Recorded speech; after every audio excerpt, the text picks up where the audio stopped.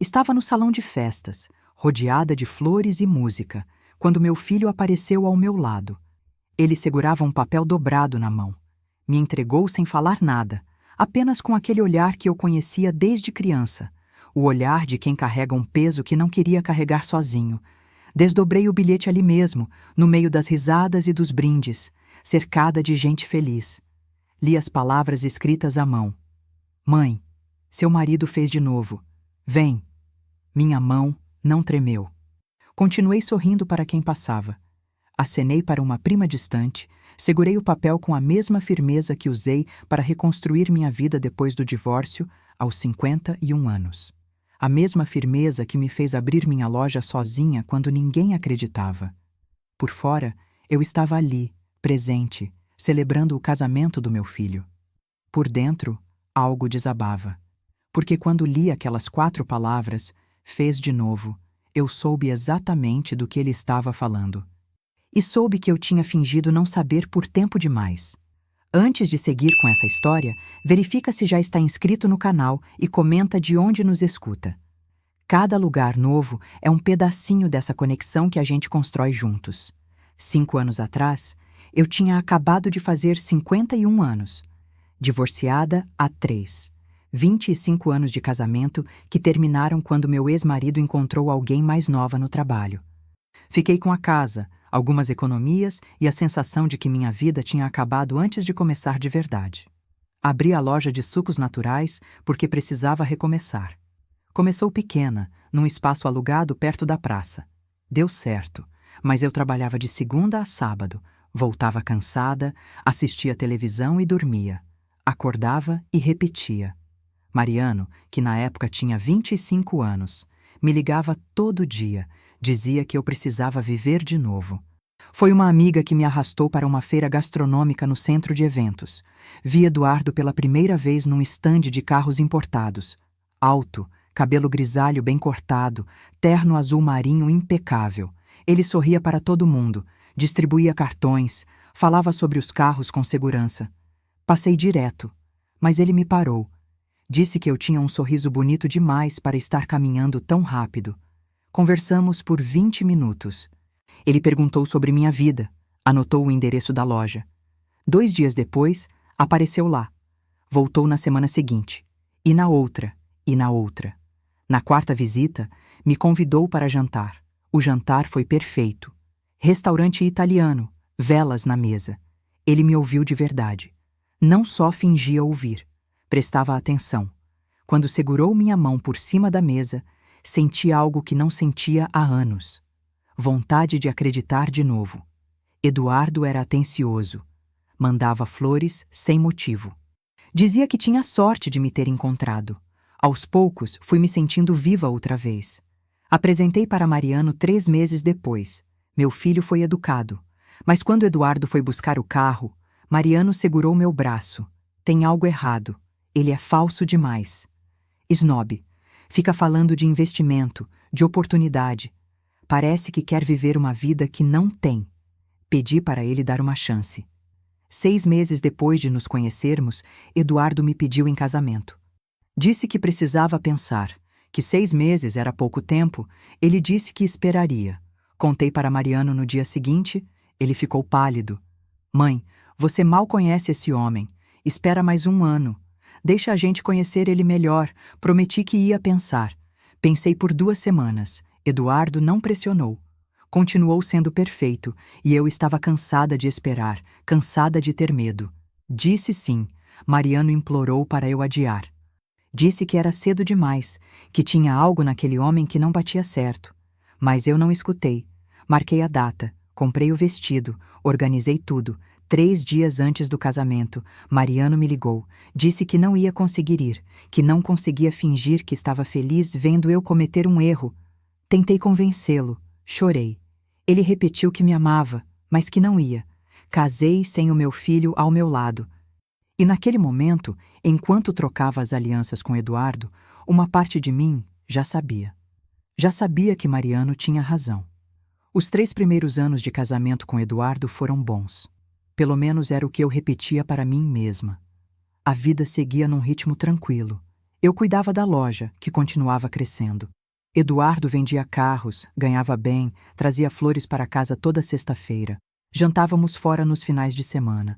Viajávamos de vez em quando para a praia. Mariano mantinha distância. Cumprimentava Eduardo quando nos encontrávamos, mas a conversa nunca passava do básico. Eu fingia que aquilo não doía. Eduardo tinha uma característica que no começo achei admirável. Ele sempre estava cheio de ideias, planos, projetos. Dizia que a gente podia investir em imóveis, comprar um apartamento pequeno para alugar. Ou então abrir uma segunda unidade da loja em outro bairro. Ou investir num negócio de importação de acessórios automotivos que um amigo estava começando. Eu ouvia, analisava. Geralmente concluía que não era o momento certo. Mas uma vez investi R$ 5.000 num esquema de revenda de produtos naturais que uma conhecida de Eduardo estava começando. Ela parecia séria, tinha a apresentação bonita, números que faziam sentido. O dinheiro desapareceu em 3 meses. A mulher sumiu. Eduardo ficou tão indignado quanto eu. Disse que também tinha perdido R$ 3.000, que confiou porque conhecia a família dela, que nunca mais ia indicar investimento nenhum. Eu engoli o prejuízo. Segui em frente. Outros planos surgiram depois. Eduardo sempre empolgado. Eu sempre mais cautelosa. Nunca mais investi em nada que ele sugerisse. A vida continuou. Até o dia em que não encontrei a joia da minha mãe. Era um broche antigo de ouro com 3 pequenos diamantes.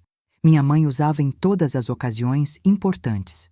Casamentos, formaturas, aniversários. Quando ela morreu, deixou para mim. Eu não usava muito. Guardava na caixinha original, dentro da gaveta da cômoda do quarto, junto com outros poucos acessórios que tinha. Fui procurar num sábado à tarde porque tinha sido convidada para o casamento da filha de uma amiga. Pensei que seria bonito usar o broche, homenagear minha mãe daquele jeito. Abri a gaveta, peguei a caixinha de veludo azul escuro.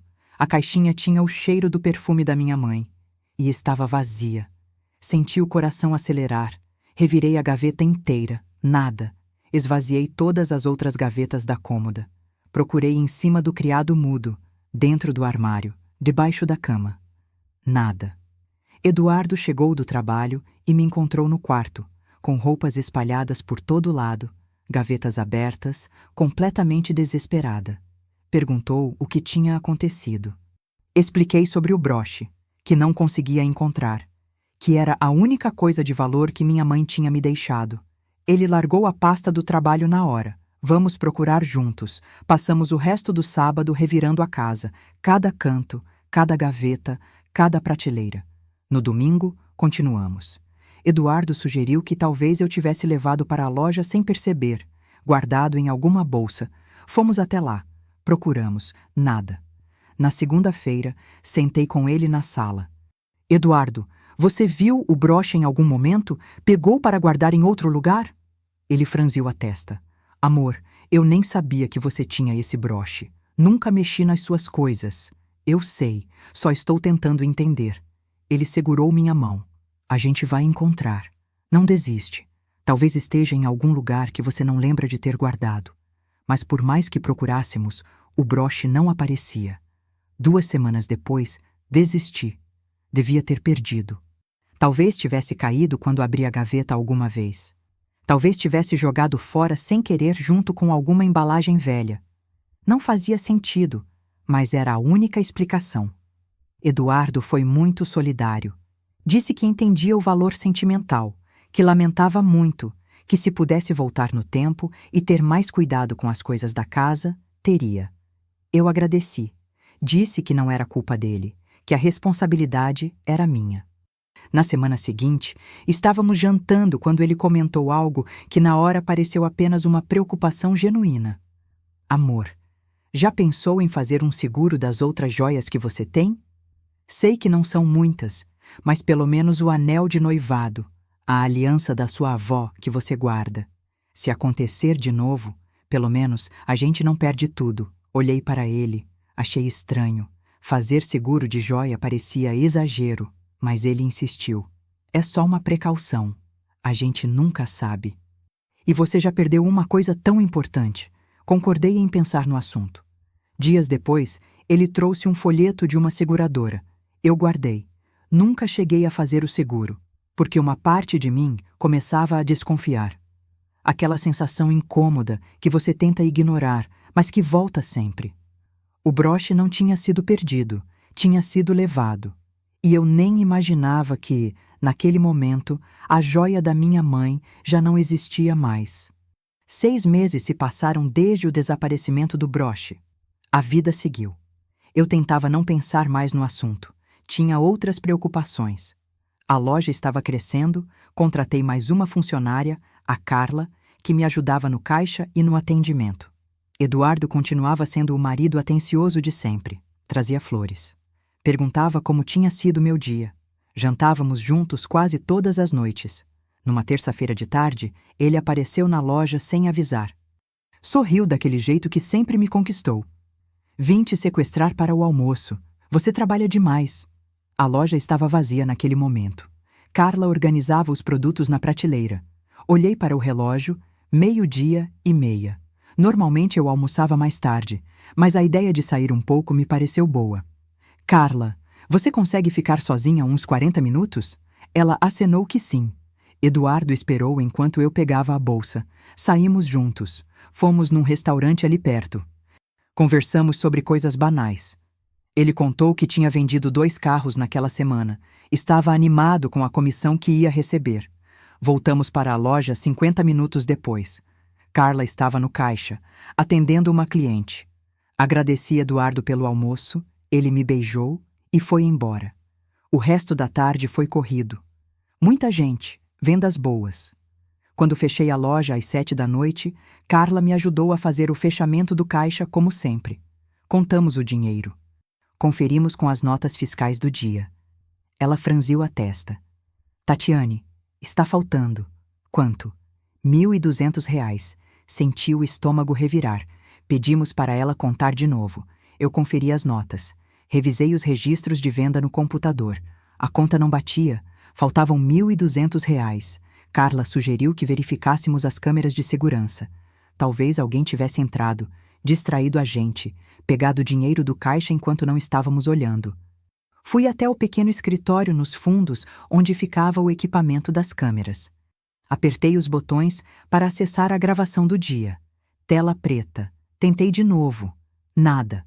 Olhei para o aparelho. Verifiquei as conexões. O cabo do DVR estava desconectado. Carla veio até onde eu estava. O que foi? As câmeras não gravaram hoje. O cabo estava solto. Ela ficou em silêncio por alguns segundos. Que estranho, justamente hoje. Voltei para o caixa. Tentava pensar em alguma explicação lógica. Talvez eu tivesse errado em algum troco. Talvez Carla tivesse dado desconto em algum produto sem anotar. Ela me olhou com cuidado, como se quisesse falar algo, mas não soubesse como. Tatiane, posso te falar uma coisa? Claro, quando você saiu para almoçar, seu marido ficou aqui na loja uns 5 minutos. Meu coração pulou uma batida. Ficou? É. Você já tinha saído, mas ele voltou. Disse que tinha esquecido de te falar uma coisa. Perguntou se você ainda estava aqui.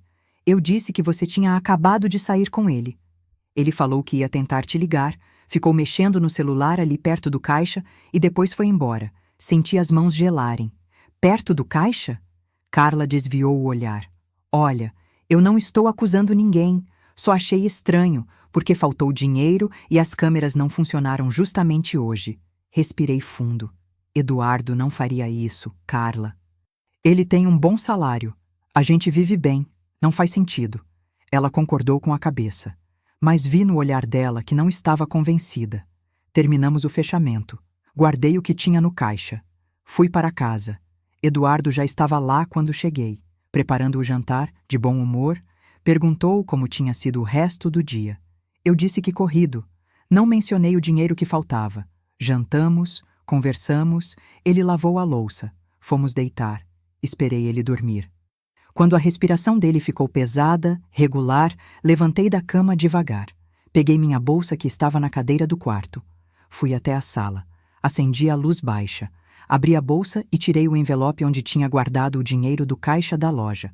Contei, uma vez, 2 vezes, 3 vezes, R$ 1.200 a mais do que deveria ter. Exatamente o valor que tinha faltado. Segurei o envelope com as mãos tremendo. Tudo se encaixou num segundo. Eduardo voltando na loja. Ficando perto do caixa. O cabo desconectado justamente naquele dia. Ele tinha pegado o dinheiro e depois colocado na minha bolsa para não levantar suspeita. Sentei no sofá. Olhei para o envelope. Olhei para o corredor que levava ao quarto onde meu marido dormia. Pensei no broche da minha mãe. Nas ideias de investimento que nunca davam certo. Em Mariano dizendo que tinha algo errado desde o começo. Mas ainda assim, quando voltei para o quarto, guardei o envelope na gaveta sem dizer nada. Me deitei ao lado de Eduardo e não consegui fechar o olho a noite inteira. 8 meses se passaram desde a noite em que encontrei o dinheiro na minha bolsa. Eu nunca contei para Eduardo, nunca confrontei. Guardei aquilo num lugar onde não precisava olhar todo dia. A vida continuou. A loja ia bem. Eduardo vendia carros. A gente jantava junto, viajava nos feriados, fingia ser um casal normal. Mas algo tinha mudado. Eu estava sempre alerta. Observava cada movimento dele, cada palavra, cada expressão. Numa quinta-feira à tarde, meu celular tocou enquanto eu atendia uma cliente. Era Eduardo. Amor, você pode falar? A voz dele estava estranha, tensa. Pedi licença para a cliente. Fui até os fundos da loja. O que aconteceu? Ele respirou fundo do outro lado da linha. Estou numa situação. Precisa vir aqui na concessionária. Que tipo de situação? Tem polícia aqui. Um cliente me acusou de uma coisa. Eu não fiz nada, mas está tudo muito confuso. Senti o chão tremer. Acusou você de quê? Só vem, por favor. Eu preciso de você aqui. Desliguei. Peguei a bolsa, pedi para Carla cuidar da loja e saí correndo. A concessionária ficava a 15 minutos de carro. Cheguei em 10. Havia uma viatura da polícia estacionada na frente. Entrei. O gerente estava conversando com 2 policiais perto da recepção. Eduardo estava sentado numa cadeira. Pálido, mãos tremendo. Corri até ele. O que está acontecendo? Antes que pudesse responder, o gerente se aproximou. Senhora, seu marido está sendo acusado de furto por um cliente. Furto? O gerente explicou. Eduardo fez um test drive com um cliente hoje de manhã. Saíram daqui por volta das 10 horas. Rodaram pela cidade, testaram o carro numa estrada próxima. No caminho de volta, pararam num posto de gasolina. O cliente foi ao banheiro, deixou a carteira no porta-luvas. Senti a garganta secar. Quando voltaram aqui, o cliente decidiu comprar o carro. Foi pegar os documentos e o cartão de crédito na carteira. Nessa hora, percebeu que faltavam R$ 900 em dinheiro. Tinha certeza que estava lá quando saiu de casa. Olhei para Eduardo. Ele segurava minha mão com força. Eu não peguei nada. Juro por Deus que não peguei. O gerente continuou. Chamamos a polícia. Revistaram seu marido. Checaram o carro. Olharam a loja inteira. Não encontraram nada. Onde está o cliente agora? Foi embora. Disse que sem provas não adianta levar isso adiante, mas está furioso. Disse que nunca mais volta aqui e que vai espalhar para todo mundo que a concessionária é desonesta.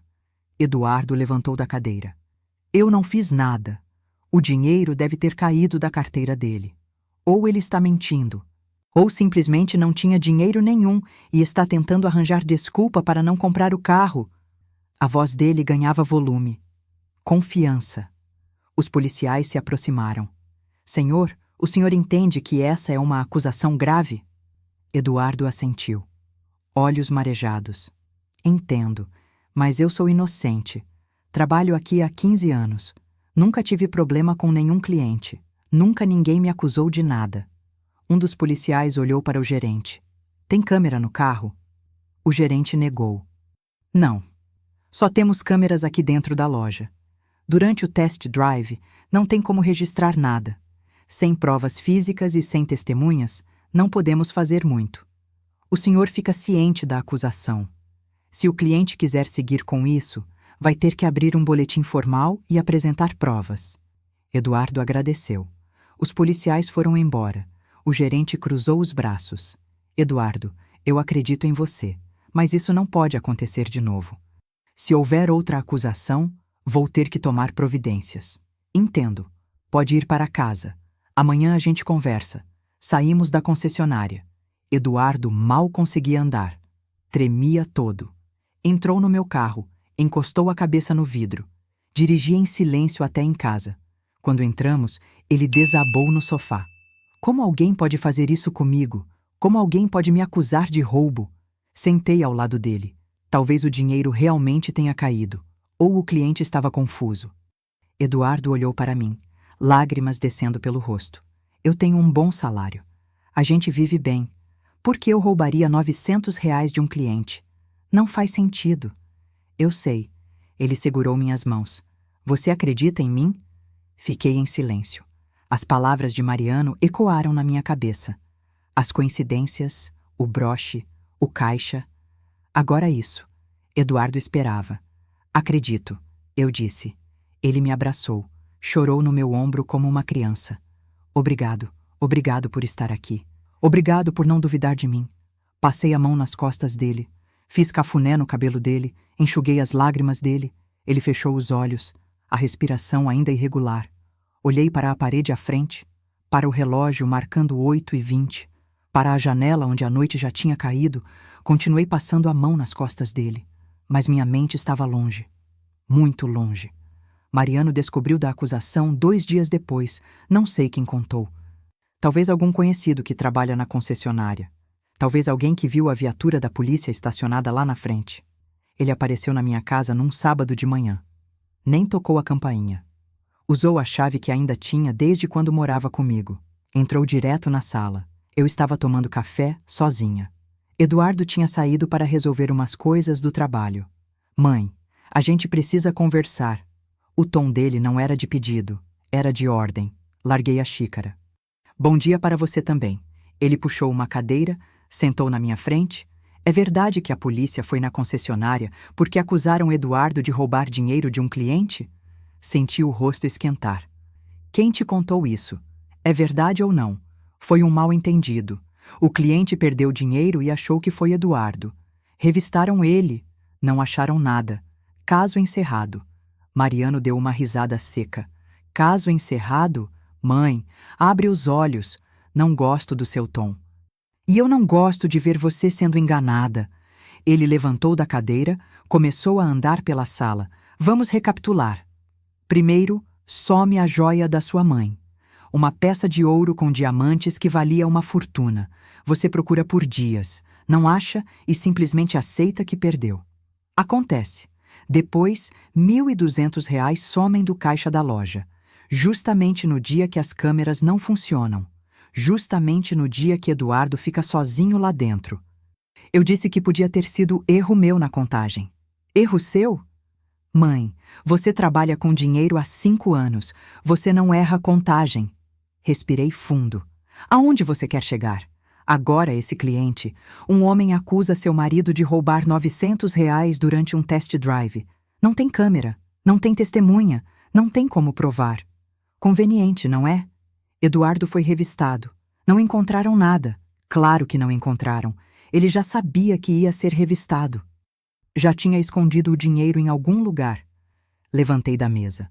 Chega-mo, Mariano. Mãe, você não estava lá. Você não viu como ele estava abalado.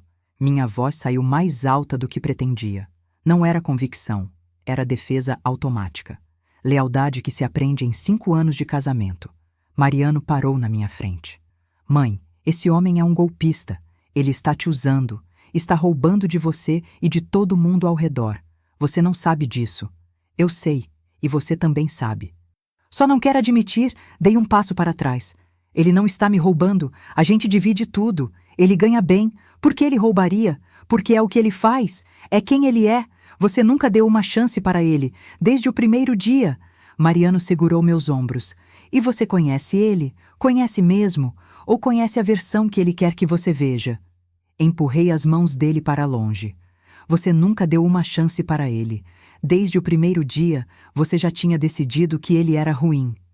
Não foi no nosso casamento. Ficou 5 anos me evitando, porque eu estava certo, e você não quis ver. Você estava com ciúmes, com medo de me perder. Mariano deu um passo para trás. Ciúmes? Mãe, eu estou tentando te proteger. Eu não preciso de proteção. Preciso que meu filho confie no meu julgamento. Seu julgamento está nublado. Chega. Silêncio caiu na sala. Mariano respirava pesado. Eu tremia. Ele balançou a cabeça devagar. Tudo bem. Você quer acreditar nele? Acredita. Mas quando ele te deixar sem nada, quando você acordar e ver quem ele realmente é, não diz que eu não avisei. Ele foi em direção à porta. Mariano, espera. Ele parou, de costas para mim. Quando você acordar, mãe, vai ser tarde demais, e eu vou estar aqui. Vou te ajudar a juntar os pedaços, mas não me peça para fingir que está tudo bem enquanto você afunda. Bateu a porta. Fiquei parada no meio da sala, as palavras dele ecoando. Sentei no sofá.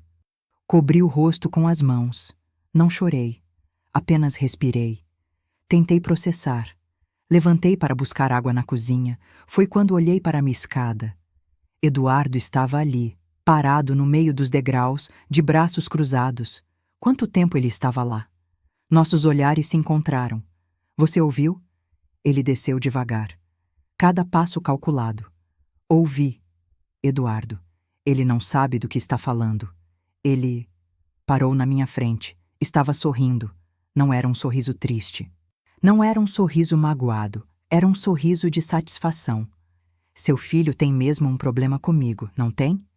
A voz dele estava calma, fria. Ele só está preocupado. Eduardo passou a mão no meu rosto. E você me defendeu. Mesmo com tudo que ele disse, você ficou do meu lado. Beijou minha testa. Isso é tudo que eu preciso saber. Subiu as escadas, assobiando baixinho. Fiquei ali, olhando para o lugar onde ele tinha estado. Aquele sorriso, naquele momento, eu não entendi. Achei que era só alívio por eu ter ficado do lado dele. Mas agora, repassando tudo na minha cabeça, vejo claramente. Aquele sorriso não era de quem estava machucado pela acusação do enteado. Era de quem tinha vencido uma batalha, de quem tinha conseguido me afastar da única pessoa que via a verdade. E só agora eu sei. Só agora entendo que naquele dia, Eduardo não subiu a escada como marido ferido. Subiu como predador que acabou de garantir que a presa não ia escapar. Passei uma semana inteira sem conseguir tirar aquele sorriso da cabeça. Trabalhava na loja, atendia clientes, fechava o caixa. Mas minha mente estava sempre em outro lugar. Voltava para casa. Jantava com Eduardo. Ele conversava sobre o dia dele, sobre os carros que tinha vendido, sobre o chefe que estava de bom humor. Eu respondia no automático. À noite, deitada ao lado dele, esperava a respiração ficar pesada para poder pensar em paz. As palavras de Mariano voltavam. Uma por uma. A joia, o caixa, o cliente, coincidências demais. Decidi que não dava mais, precisava saber. Escolhi uma sexta à noite.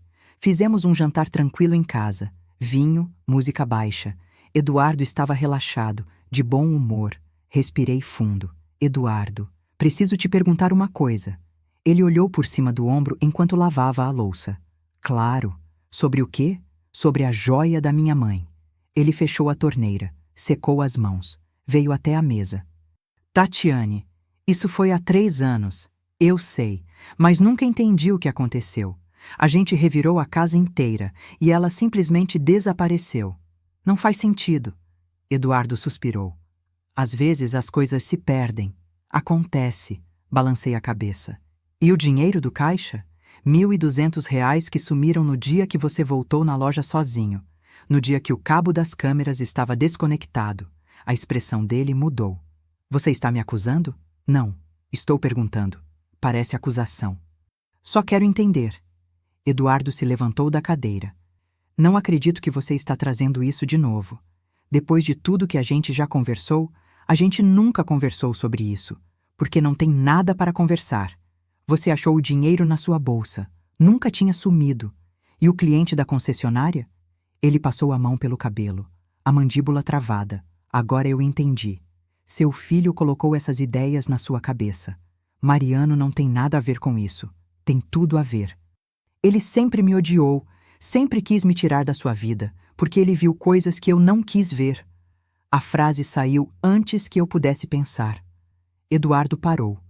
Olhou para mim como se eu tivesse batido nele. Você realmente acha que eu sou um ladrão? Não era pergunta, era constatação. Não sei mais o que pensar. Ele começou a andar pela cozinha, mãos nos quadris, respiração pesada. Depois de 5 anos, 5 anos de casamento, você não confia em mim. Eu confio. Não confia. Se confiasse, não estaria fazendo essas perguntas. Virou para mim, olhos vermelhos. Eu faço tudo por você. Tudo. Te trato bem. Nunca deixei faltar nada. E você acredita mais no seu filho do que em mim. Não é sobre Mariano. É sim. Antes dele aparecer listando coincidências, você nunca tinha questionado nada? Me levantei, porque eu tinha medo de ver a verdade. Minha voz tremeu. Eduardo encostou na pia. Então é isso. Você acha que eu sou um mentiroso? Um golpista. É o que seu filho diz, não é? As lágrimas começaram a cair. Eu só quero que você seja honesto comigo. Eu sou honesto. Sempre fui. Mas você não enxerga. Você só enxerga o que ele quer que você veja. Ele se aproximou. Olha para mim. Olhei. Eu não roubei nada de você. Não roubei do cliente. Não sou quem seu filho acha que eu sou. E se você não consegue acreditar nisso, então talvez a gente precise repensar esse casamento. Senti o chão sumir. O quê? Você ouviu. Eduardo cruzou os braços. Ou você escolhe acreditar em mim, ou escolhe acreditar nele. Não dá para ficar dos dois lados. Você está me dando um ultimato? Estou te mostrando a realidade. Comecei a chorar de verdade agora. Me desculpa. Me desculpa por ter duvidado. Ele não se moveu, apenas me olhou. Eu te amo. Não quero perder você. Me desculpa. Eduardo esperou. Deixou o silêncio pesar. Finalmente, suspirou. Eu aceito suas desculpas. A voz dele ainda estava fria. Mas tem uma condição. Gelei. Você precisa se afastar do Mariano. Como assim? Ele está destruindo nosso casamento. Está colocando veneno na sua cabeça. Enquanto você continuar ouvindo ele, a gente nunca vai ter paz. Ele é meu filho, e eu sou seu marido. Você acabou de dizer que me ama. Então prova. Eduardo, não é pedido. É condição. O tom mudou completamente. Você vai se afastar dele, pelo menos até ele aprender a me respeitar. Até ele parar de inventar histórias. Soltei do lugar onde estava. Preciso pensar. Eduardo segurou meu braço. Firme. Não. Você não vai pensar. Você vai fazer. Solta. Ele soltou, mas continuou me encarando. Amanhã de manhã você liga para o Mariano e diz que precisa de um tempo, que ele precisa parar de interferir no nosso casamento. Ou eu vou embora. Virei as costas. Vou dormir. Subi para o quarto, tranquei a porta, sentei na cama. Olhei para as próprias mãos tremendo. Tinha ido confrontar Eduardo buscando respostas. E saí com um ultimato. Escolher entre meu marido e meu filho. Deitei, olhei para o teto, repassei a conversa. Eu tinha dito que ia pensar, mas Eduardo não disse, pense. Ele disse, você vai fazer. Como se a decisão não fosse minha, como se eu não tivesse escolha, como se ele soubesse que no final eu ia obedecer. 2 meses depois daquela conversa, Mariano me ligou. Disse que tinha pedido Leila em casamento, que ela tinha aceitado, que iam casar em 3 meses. Minha primeira reação foi pura alegria. Meu filho ia se casar, ia construir uma família, mas a alegria durou pouco. Mãe, você está convidada, obviamente, mas preciso deixar claro uma coisa desde já. O quê? Eduardo pode ir à cerimônia e à festa, mas não quero ele envolvido em nada da organização, nada de opinião sobre fornecedores, decoração, nada. Mariano, ele é meu marido, e esse é o meu casamento. São as minhas regras. Não discuti. Concordei. Quando contei para Eduardo, ele fingiu que não se importava. Tudo bem, é o casamento dele, respeito isso. Mas eu via nos olhos dele que estava ofendido. 1 semana depois, durante o jantar, ele trouxe o assunto de novo. Sabe, eu estava pensando, mesmo que seu filho não queira minha ajuda na organização, eu poderia ajudar financeiramente. Pagar o buffet ou a decoração. Seria meu presente para eles. Achei a ideia bonita. Liguei para Mariano no dia seguinte. A resposta foi seca. Não precisa. A gente já tem tudo encaminhado, mas seria um presente, uma ajuda. Não quero nada dele, mãe. Desliguei frustrada. Nos meses seguintes, fui envolvida nos preparativos. Ajudei Leila a escolher o vestido. Dei opinião sobre as flores, participei do chá de panela. Eduardo ficava em casa. Quando eu voltava, sempre perguntava como tinha sido. E sempre tinha uma crítica. Esse buffet que eles escolheram é muito caro para a qualidade que oferece. A decoração está muito simples. Parece casamento de interior. Banda ao vivo? No lugar deles, eu teria contratado um DJ. Eu defendia as escolhas de Mariano e Leila. Dizia que eles sabiam o que queriam. Mas as críticas continuavam, dia após dia. Uma semana antes do casamento, Eduardo chegou em casa com uma caixa grande. O que é isso? O presente dos noivos. Abri. Dentro tinha um jogo de jantar de porcelana fina. 24 peças. Caríssimo. Eduardo, isso deve ter custado uma fortuna. Eles merecem. E quero mostrar para seu filho que não guardo rancor. Que mesmo ele me tratando mal, eu continuo sendo generoso. Levei o presente para Mariano 2 dias antes do casamento. Estávamos na casa dele, finalizando os últimos detalhes. Leila estava no quarto, ao telefone com o buffet. Entreguei a caixa, presente do Eduardo. Mariano abriu, olhou para as peças de porcelana. Ficou em silêncio por um tempo longo demais. É bonito. O tom era neutro, sem emoção. Ele quis fazer um gesto, mostrar que não tem mágoa. Mariano levantou o olhar para mim. Tudo bem. Aceito. Gelei. Sério? É um presente caro. Seria grosseria recusar. Mas você disse que não queria nada dele. Mudei de ideia. Ele guardou a caixa no armário. Obrigado por trazer, mãe. A frieza na voz dele me deixou desconfortável. Mas não quis discutir. O casamento estava próximo demais. Voltei para casa. Contei para Eduardo que Mariano tinha aceitado o presente. A reação dele foi exagerada. Sorriu largo. Me abraçou. Disse que finalmente meu filho estava abrindo os olhos. Sabia que uma hora ele ia ver que eu não sou o vilão que ele pinta. Fiquei feliz naquele momento. Achei que talvez as coisas pudessem melhorar entre eles. No dia seguinte, Mariano me ligou de novo. Mãe, preciso te pedir um favor. O que for? No dia do casamento, você pode ficar de olho no Eduardo? De olho? É. Só observar onde ele está, com quem está conversando, nada demais. Achei o pedido estranho. Mariano, por quê? Só faz isso por mim. Por favor. Prometi que faria. Desliguei ainda confusa. Não contei nada para Eduardo. Guardei aquilo comigo. Na véspera do casamento, ajudei Leila com os últimos preparativos. Conferimos a lista de convidados, organizamos as lembrancinhas, revisamos o cronograma da festa. Voltei para casa exausta. Eduardo estava assistindo televisão. Amanhã é o grande dia. Ele desligou a TV, veio até onde eu estava. Obrigado por não desistir de mim, por acreditar que eu sou um homem bom, mesmo com seu filho dizendo o contrário. Beijou minha testa. Amanhã vai ser um dia lindo. E quem sabe, finalmente, a gente consiga ser uma família de verdade. Sorri. Quis acreditar naquilo. Fui dormir pensando que talvez, finalmente, as coisas pudessem se acertar. Que Mariano tinha aceitado o presente porque estava disposto a dar uma chance para Eduardo. Que o casamento ia ser o recomeço que a gente precisava. Mas agora, olhando para trás, vejo tudo com clareza. Mariano não tinha mudado de ideia.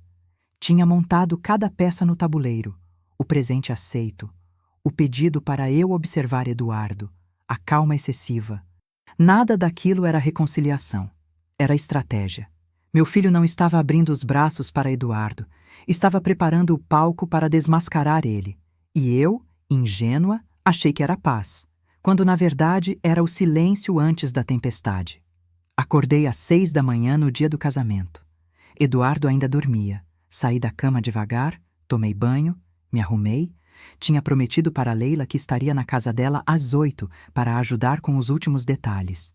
Quando desci, Eduardo já estava na cozinha tomando café. Vai cedo assim? Prometi ajudar a Leila. Ele acenou com a cabeça. Nos vemos lá, então. Vou chegar mais perto do meio-dia. Beijei seu rosto, peguei a bolsa, saí. A casa de Mariano estava em polvorosa. Leila no quarto com as madrinhas, maquiadora indo e vindo, flores sendo arrumadas, gente entrando e saindo. Ajudei com o que pude. Prendi botões do vestido, organizei o buquê, conferi se as alianças estavam na caixinha certa.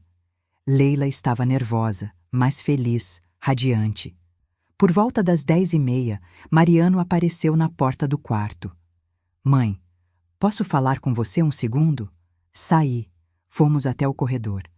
Ele olhou para os lados, verificando se ninguém estava por perto. Você lembra do que te pedi?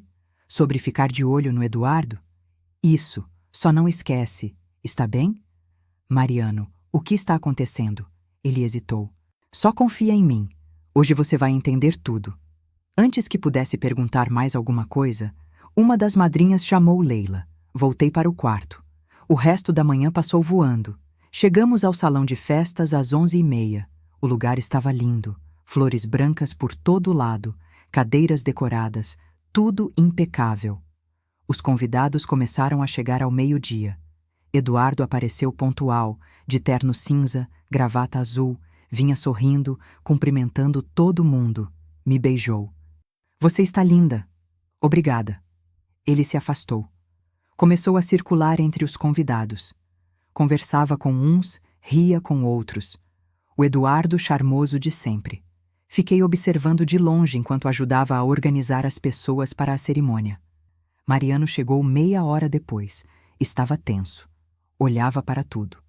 Verificava cada detalhe. Vi quando ele chamou 2 homens de terno preto, seguranças. Conversou baixo com eles, apontou discretamente para Eduardo. Não consegui ouvir o que disse, mas vi a expressão séria dos seguranças. Vi eles acenando que entenderam. Um frio percorreu minha espinha. A cerimônia começou às 13h em ponto. Leila entrou linda, emocionada. Mariano esperava no altar, olhos marejados. Os votos foram simples, sinceros, cheios de amor. Durou 20 minutos, não mais que isso. Quando trocaram as alianças, lágrimas desceram pelo meu rosto. Meu filho estava se casando. Olhei para Eduardo. Ele estava 2 fileiras atrás de mim. Aplaudia, sorria, tudo parecia normal. A cerimônia terminou. Os noivos saíram sob chuva de pétalas. A festa começou. Música tocando, garçom servindo bebidas, gente rindo. Circulei entre os convidados, abracei tias que não via há anos, conversei com amigas, aceitei elogios sobre o casamento. Eduardo continuava andando pelo salão, sempre simpático, sempre presente. Em certo momento, ele se aproximou de mim. Vou dar uma olhada na cozinha, verificar se está tudo correndo bem com o buffet. Você não precisa fazer isso, mas quero ajudar. Volto já. Desapareceu pelos fundos do salão. Continuei conversando com uma prima. Ela contava sobre os netos, sobre a reforma da casa, sobre a viagem que planejava fazer. Eu ouvia pela metade. Meus olhos buscavam Eduardo. Ele não voltava. 5 minutos se passaram. 10, 15. Onde ele estava? Uma das seguranças passou por mim, rápido. Indo em direção aos fundos, meu estômago apertou. A prima continuava falando. Eu sorria, acenava, fingindo prestar atenção, mas por dentro, algo gritava que estava errado. Vi quando o segundo segurança também se moveu. Discreto, mas com propósito. Vi quando Mariano, que estava conversando com Leila perto da mesa dos noivos, olhou na direção dos fundos, e vi quando a expressão dele mudou. Ele disse algo para Leila, beijou o rosto dela e seguiu na mesma direção dos seguranças. Meu coração começou a disparar. Me desculpei com a prima. Disse que ia ao banheiro. Comecei a andar em direção aos fundos também. Mas antes que chegasse lá, Mariano apareceu na minha frente. Vinha caminhando rápido, sério. Segurava um papel dobrado na mão. Parou ao meu lado. Me entregou sem dizer nada, só com aquele olhar. O olhar que conhecia desde criança. O olhar de quem carrega um peso que não quer carregar sozinho. Desdobrei o bilhete ali mesmo. Li as palavras escritas à mão. Mãe, seu marido fez de novo. Vem. O som da música sumiu. As risadas viraram eco distante. As pessoas ao meu redor desfocaram. Fez de novo. Olhei para Mariano. Ele esperava. Sorri para uma tia que passou perto. Acenei para alguém que me chamava. Guardei o bilhete na bolsa. Segui meu filho. Cada passo pesado. Não porque não sabia o que ia encontrar, mas porque sabia. E tinha fingido não saber por tempo demais. Quando meu filho apareceu com aquele papel na mão, tudo que eu tinha construído nos últimos 5 anos desabou num segundo. Todas as justificativas, todas as desculpas, todas as vezes que eu tinha escolhido acreditar ao invés de enxergar, acabou. E eu estava prestes a ver com meus próprios olhos quem Eduardo realmente era. Mariano me levou por um corredor lateral do salão, longe da música, longe dos convidados. Paramos em frente a uma porta fechada. Mãe, o que você vai ver agora? Só me escuta até o fim. Está bem? Não respondi. Ele abriu a porta. A sala era pequena. Mesa no centro, cadeiras ao redor e 6 pessoas dentro. Eduardo sentado, braços cruzados, 2 seguranças em pé, um casal que reconheci, tios de Leila. Dona Regina estava pálida, segurando a bolsa, seu Antônio com a mão no ombro dela. Eduardo levantou o olhar quando me viu. Amor, ainda bem que você chegou. Tem um mal-entendido acontecendo aqui. Olhei para meu filho. Mariano, o que está acontecendo? Ele apontou para Dona Regina. Conta para ela. A mulher tremeu. Eu estava na festa. A aliança estava apertando. Coloquei na bolsa em cima daquela mesa perto da entrada, onde tinham presentes. Guardei dentro da caixinha. Fechei a bolsa. Ela olhou para Eduardo. 15 minutos depois, ele passou por ali. Cumprimentou a gente. Muito educado. Depois fomos buscar bebida. Quando voltei, a caixinha tinha sumido. Senti as pernas bambearem. Chamamos o Mariano. Seu Antônio continuou. Ele pediu discrição para não estragar a festa. Um dos seguranças se manifestou. Senhor Mariano nos instruiu desde cedo para ficar de olho no senhor Eduardo, especificamente perto de bolsas, carteiras, presentes. A voz dele era firme. Vi quando ele passou pela mesa, olhou ao redor. Pegou a bolsa da senhora, abriu, retirou a caixinha, colocou no bolso do paletó, fechou a bolsa e seguiu como se nada tivesse acontecido. Não, Eduardo disse. Isso não foi o que aconteceu. Foi exatamente o outro segurança completou. Eu também vi. Olhei para Mariano. A polícia foi chamada? Ele assentiu. Estão a caminho. Sentei numa cadeira. Precisava processar aquilo. Eduardo se levantou. Tatiane, amor, olha para mim. Isso é um mal-entendido. Então explica. Mariano cortou. Eduardo manteve os olhos em mim. Vi a bolsa sobre a mesa. Achei perigoso. Fui olhar dentro para ver se tinha identificação. Para devolver, você abriu a bolsa de uma estranha sem permissão? Perguntei. Para proteger. E pegou a caixinha? Seu Antônio perguntou. Peguei para guardar em lugar seguro. Ia procurar a dona depois. Você guardou no seu bolso. O segurança disse. Isso é roubo. Eduardo voltou a me olhar. Amor, você me conhece. Eu jamais faria isso. A voz dele era suave, convincente. Dona Regina se levantou. Quero minha aliança de volta. Eduardo enfiou a mão no bolso, tirou uma caixinha de veludo vermelho, estendeu para ela. Aqui está. Como eu disse, ia devolver. Dona Regina pegou. Verificou. Suspirou aliviada. Isso não muda nada, Mariano disse. Você pegou sem permissão. Se os seguranças não tivessem visto, você teria saído com a aliança. Eduardo riu, confiante. Vocês acham que eu ia roubar no casamento do meu enteado? Na frente de todo mundo? Faz sentido, Mariano respondeu. Porque é o que você faz. Eduardo me olhou. Tatiane, fala para eles. Fala que eu não sou ladrão. Abri a boca, nenhuma palavra saiu. Naquele momento, tudo voltou. O broche, os R$ 1.200, o cliente, o ultimato, o sorriso na escada, tudo. Eduardo viu a hesitação no meu rosto. A expressão dele mudou por um segundo. A máscara caiu. Amor? Ele tentou.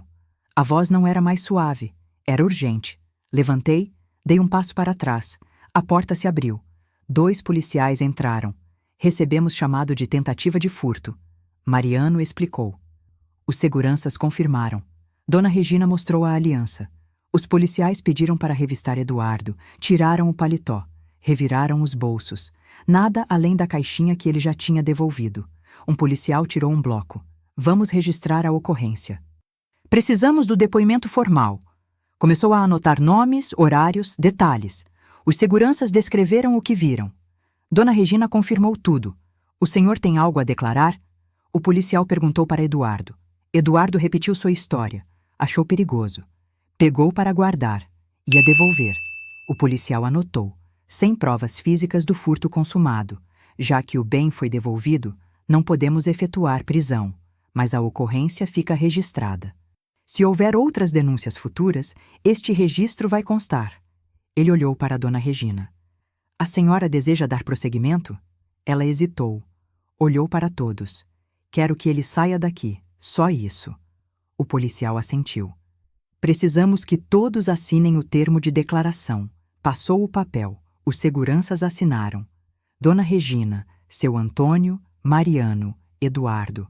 O policial guardou os documentos. Senhor Eduardo, o senhor está ciente de que essa ocorrência foi registrada. Qualquer nova denúncia será investigada considerando este histórico. Eduardo assentiu. Entendo, mas não havia preocupação no rosto dele. Apenas confiança fria, como se soubesse que nada ia dar em nada, como sempre tinha sabido. Eduardo vestiu o paletó, ajeitou a gravata, olhou para mim. E pela primeira vez em 5 anos, realmente vi. Não havia desespero, não havia mágoa, havia cálculo, frieza absoluta. Ele estava medindo, pensando, planejando o próximo movimento. Como um jogador de xadrez diante de um lance inesperado, olhou para mim e eu vi algo que nunca tinha visto antes.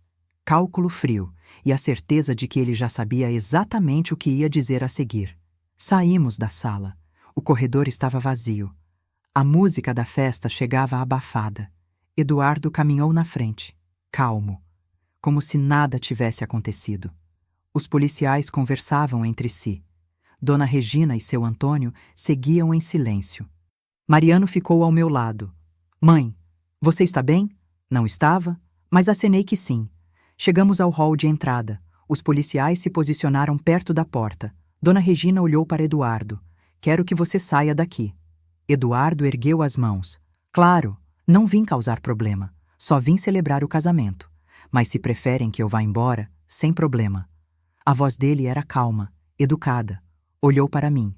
Amor, a gente vai? Fiquei parada. Tatiane? Ele insistiu. A voz saiu da minha boca antes que pudesse pensar. Deve haver um engano. Todos olharam para mim. Mariano tocou meu braço. Mãe! Não, eu continuei. Deve ter uma explicação. Eduardo não faria isso. Ele não precisa. A gente vive bem. Por que ele roubaria uma aliança? Minha própria voz soava distante. Eduardo viu a abertura. Os olhos dele brilharam. Amor. Exatamente. Isso que eu estava tentando explicar desde o começo. Deu um passo em minha direção. Eu vi a bolsa em cima da mesa e achei que era a sua. Gelei. O quê? Você tem uma bolsa igualzinha, lembra? Preta, do mesmo tamanho. Pensei que você tinha deixado ali e esquecido. Abri para conferir. Vi a caixinha com o anel. Pensei que fosse algum presente que você tinha comprado. A voz dele ganhava confiança. Fiquei preocupado de alguém pegar. A festa estava cheia. Peguei a caixinha para guardar, te procurar e devolver. Não sabia que era da Dona Regina. Ele sorriu. Foi isso, um mal-entendido. Eu estava protegendo o que achava que era seu. Olhou para os policiais. Faz sentido, não faz? Um marido protegendo as coisas da esposa. Depois olhou para Dona Regina. Peço desculpas pelo transtorno, mas entenda, eu achei que era da minha esposa. E então virou para mim, fixou os olhos nos meus e piscou. Devagar, deliberado. Tudo parou. Meu coração, minha respiração, o mundo. Naquele piscar de olhos, entendi tudo. Ele não estava se defendendo. Estava me arrastando junto, criando uma mentira que me incluía, esperando que eu confirmasse, esperando que eu fosse cúmplice. Se eu dissesse que tinha uma bolsa parecida, ele estaria livre. A culpa seria do mal-entendido. Ele sairia limpo, de novo, como sempre. O broche da minha mãe, os R$ 1.200, o cliente, tudo voltou de uma vez. Cada mentira, cada manipulação, cada vez que me fez duvidar da minha própria percepção, cada vez que me fez sentir culpada por suspeitar. Eduardo esperava. Todos esperavam. Abri a boca. Eu não tenho bolsa igual. A voz saiu firme, clara. Eduardo piscou. Amor? Eu não tenho bolsa preta desse tamanho. Nunca tive. Mas você? E não comprei presente nenhum. Não tenho anel parecido. Não tenho caixinha de joias. Ele deu um passo para trás. Tatiane, você está confusa. Eu não estou confusa. Olhei para ele. Realmente olhei. Você roubou a aliança da dona Regina, assim como roubou o broche da minha mãe, assim como pegou o dinheiro do caixa da loja, assim como roubou R$ 900 do cliente. Eduardo ficou pálido. Amor, para. Você não sabe o que está dizendo. Sei exatamente. Minha voz subiu. Ele não roubou porque precisava. Ele roubou porque podia. As palavras saíram como faca. Eduardo tentou se aproximar. Tatiane, por favor, dei um passo para trás. Não. Você tentou me transformar em cúmplice. Aqui, na frente de todo mundo, no casamento do meu filho. E foi ali que eu acordei. Ele estendeu a mão. Amor, a gente pode conversar, em casa. Eu não tenho casa com você. As lágrimas começaram a cair, mas não eram de tristeza, eram de raiva, de libertação. Você tentou me arrastar para sua mentira, pensou que eu ia te proteger, como sempre protegi. Eduardo olhou ao redor. Percebeu que estava perdendo. A máscara caiu completamente. A voz dele mudou. Fria. Você vai se arrepender disso. Já me arrependi de ter casado com você, de não ter escutado meu filho, de ter desperdiçado 5 anos da minha vida com um mentiroso. Os policiais se aproximaram. Senhora, a senhora quer registrar queixa formal? Olhei para Eduardo. Ele me encarou. Não havia mais charme. Não havia mais lágrimas. Não havia mais performance. Só raiva. Quero, respondi. Quero registrar queixa de tudo. Do broche, do dinheiro, de tudo que ele me roubou. Os policiais acenaram. Vamos precisar que o senhor nos acompanhe à delegacia. Eduardo não resistiu. Mas antes de sair, olhou para mim uma última vez. Você não tem provas de nada. Não preciso. Porque pela primeira vez em 5 anos, eu tinha algo mais importante que provas. Eu tinha certeza, e ele sabia. Eu não tenho bolsa igual. Não tenho anel parecido. E você sabe disso. Sempre soube. Os policiais levaram Eduardo. Ele saiu do salão escoltado, sem algemas, mas sem a pose de sempre. Dona Regina e seu Antônio decidiram não voltar para a festa. Estavam abalados. Agradeceram e foram embora. Fiquei parada no hall. Mariano segurou minha mão.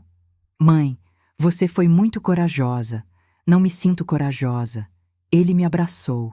Volta para a festa. Leila está preocupada. Balancei a cabeça. Não consigo. Não agora. Mariano entendeu. Chamou um segurança. Pediu para me levar até o carro. Vai para casa. Descansa. A gente conversa amanhã. Beijei o rosto do meu filho. Desculpa por ter estragado seu casamento. Ele segurou meu rosto. Você não estragou nada. Você se libertou. Saí.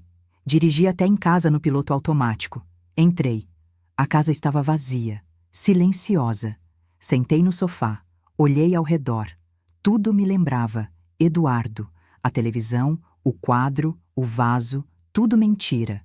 3 dias depois, fui até a advogada. Doutora Marta era conhecida por lidar com divórcios complicados. Mariano que tinha indicado. Contei tudo, do broche ao casamento. Cada detalhe. Ela anotava em silêncio. No final, olhou para mim. Vou iniciar o processo imediatamente. E vou investigar Eduardo. Ver se há mais coisas que você precisa saber. Agradeci, voltei para casa. 1 semana se passou. Até que na sexta-feira, doutora Marta ligou. Tatiane, preciso que você venha ao escritório. Agora? O tom era urgente. Cheguei em 20 minutos. Ela me esperava com uma pasta cheia de documentos sobre a mesa. Senta. Sentei.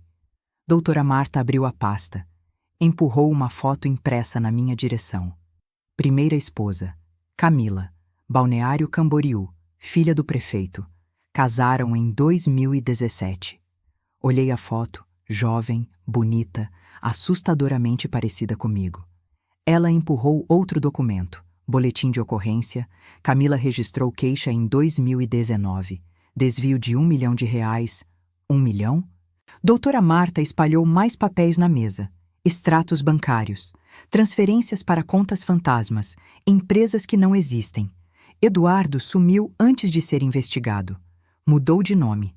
Recomeçou em outra cidade. Ela empurrou outra foto. Segunda esposa, Helene, Florianópolis. 2020. Mesmo padrão. Peguei os documentos, li as datas, os valores. Doutora Marta pegou uma nota fiscal, deslizou pela mesa até mim. Peguei com as mãos tremendo. Joalheria brilhante. Curitiba. Broche de ouro antigo com 3 diamantes. R$15 mil. Data da venda. 3 dias depois de você relatar o desaparecimento. Olhei para a assinatura na parte de baixo. Eduardo Henrique Moraes. A letra dele. Inconfundível. Ele vendeu a joia da minha mãe. Doutora Marta empurrou o comprovante de venda junto com a nota. Tudo documentado. Nome dele, CPF dele, assinatura dele. Cobriu o rosto com as mãos. Como eu fui tão cega? Você não foi. Ele faz isso há anos. Sabe como manipular, como escolher vítimas, como ganhar confiança. Ela fechou a pasta. Camila quer falar com você. A primeira esposa? Isso. Quando descobriu que Eduardo tinha se casado de novo, me procurou. Quer te ajudar, quer processar ele junto, unir forças e as chances de ganhar? Ela bateu na pasta cheia de documentos. Com tudo isso, com 3 testemunhando? Muito boas. Levantei. Precisava de ar. Saí do escritório. Andei pela calçada. Parei num banco de praça. 1 milhão da primeira. 15 mil do broche. 1.200 do caixa. 900 do cliente. Quanto mais ele tinha roubado sem eu perceber? Meu celular tocou. Número desconhecido. Alô? Tatiane? É a Camila. A voz era suave, cansada. Oi. Sei que deve estar difícil, mas queria dizer que você não está sozinha. A gente vai conseguir justiça. Juntas. Obrigada. Ele fez isso com muita gente. Tem uma rede inteira de mulheres que ele enganou. Algumas nem sabem ainda. Mas a gente vai encontrar todas. E ele vai pagar. Desliguei. Olhei para o céu. Casei com Eduardo achando que conhecia ele. Vendedor de carros, homem bem-sucedido, marido atencioso. Mas Eduardo não existia. Era só um personagem. Uma máscara que ele usava enquanto roubava tudo que podia. Quando não tinha mais nada para tirar, sumia, mudava de nome, mudava de cidade, recomeçava, com outra vítima, outra mulher que ele escolhia cuidadosamente, outra vida que destruía. Levantei do banco, voltei para o carro, liguei para a doutora Marta. Quero processar, quero falar com Camila, quero encontrar todas as outras e quero garantir que ele nunca mais faça isso com ninguém. Ela confirmou que ia organizar tudo. Desliguei. Olhei para o reflexo no retrovisor. Não reconheci a mulher que olhava de volta. Não era mais a Tatiane que acreditava em contos de fadas. Era alguém que tinha acordado, tarde demais para recuperar o que foi roubado. Mas há tempo de impedir que ele roubasse de outras. Eu tinha casado com um fantasma, um homem que nem existia, e agora precisava aprender a viver com a verdade. Que nos últimos 5 anos da minha vida, dividi a cama com um estranho. Mariano ligou da lua de mel 3 dias depois. Estava nas Maldivas com Leila. Mas ligou para saber como eu estava. Filho, me desculpa por tudo, por não ter acreditado em você, por ter demorado tanto para enxergar. A voz dele veio calma. Mãe, você não tem que se desculpar por amar. Não tem que se desculpar por confiar na pessoa que estava ao seu lado, mas eu deveria ter visto os sinais. Ele estava treinado para esconder. você estava vivendo. São coisas diferentes. Silêncio por alguns segundos. Sabe o que espero? Espero que você encontre alguém que mereça a mulher incrível que você é. Alguém de verdade, que te valorize, que não precise fingir nada. Obrigada. E mãe, não deixa isso te fechar. Você merece ser feliz, merece recomeçar. Desliguei com o coração mais leve, olhei pela janela. O sol estava nascendo. Aprendi que a vida nos dá sinais, pequenos, sutis, e às vezes a gente ignora porque quer acreditar na versão bonita da história. Aprendi que amar não significa ser cega, que confiar não significa abrir mão do próprio julgamento, e aprendi que nunca é tarde para acordar. Hoje sei que Eduardo foi uma sombra na minha vida. Mas não deixo que essa sombra apague quem eu sou. Tenho 56 anos. Tenho uma loja que construí sozinha. Tenho um filho que nunca desistiu de mim. Tenho uma vida inteira pela frente. E dessa vez vou viver de olhos bem abertos. Às vezes a gente precisa perder tudo para encontrar a coragem de recomeçar de verdade. Se essa história te tocou, se inscreve aqui no canal para ouvir outras que mostram que a força está dentro da gente, mesmo quando parece que tudo desabou. E já clica no próximo vídeo, porque cada história aqui é um lembrete de que a gente sempre pode recomeçar. Porque no final, a gente não precisa de finais perfeitos. A gente precisa da coragem de virar a página e escrever um novo começo.